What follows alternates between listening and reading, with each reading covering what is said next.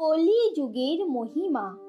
বহু লোক সব মোহবশ, লোভ গরসে শুভ কর্ম, সুনহ পেয়ারে সুজ্ঞান নিধি, কহ কিছু কলি ধর্ম।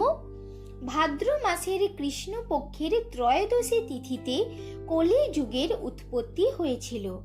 4,32,000 বৎসর এই যুগের স্থিতিকাল। কুরুক্ষেত্রে যুদ্ধের পর মহারাজ পরীক্ষিতের রাজত্বকালের মধ্যে কলি যুগ শুরু হয়েছে।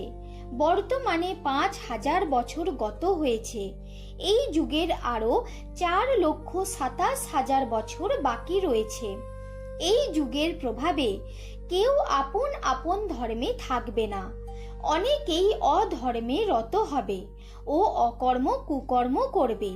পরস্পর পরস্পরের ধর্মকে নিন্দা করবে। বাল্যকাল হবে মাত্র 10 বৎসর।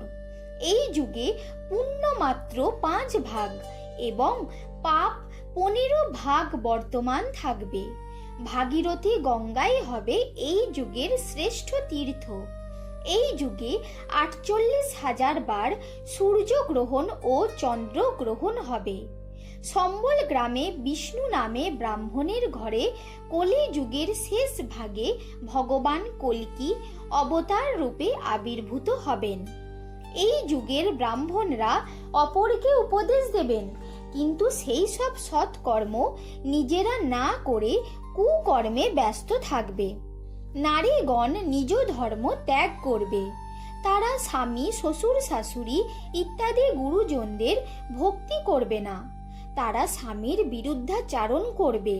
পর পুরুষের সঙ্গে মেলামেশা বা ঘোরাফেরাকে তারা পাপ বা নিন্দার কাজ মনে করবে না। পুরুষগণ অধর্মে রত থাকবে। নানাভাবে অর্থের অপচয় করবে। দেবতা এবং সাধু সন্ন্যাসীদের অপমান করবে। যদি কেউ সৎ পথে থাকে, সকলে অসৎ পথে আনার চেষ্টা করবে। যুদ্ধ বিগ্রহ, মারামারি, দাঙ্গা ইত্যাদি লেগেই থাকবে। চারিদিকে নারী নির্যাতন, নারীর সতীত্ব নাশ প্রভৃতি কুক্রিয়া চলবে। পৃথিবীতে বিভিন্ন প্রকার ব্যাধির সৃষ্টি হবে এবং তাতে অধিকাংশ মানুষ ধ্বংস হবে। এছাড়াও নানা প্রাকৃতিক কারণে অনেক মানুষ ও পশু পাখি ধ্বংস হবে।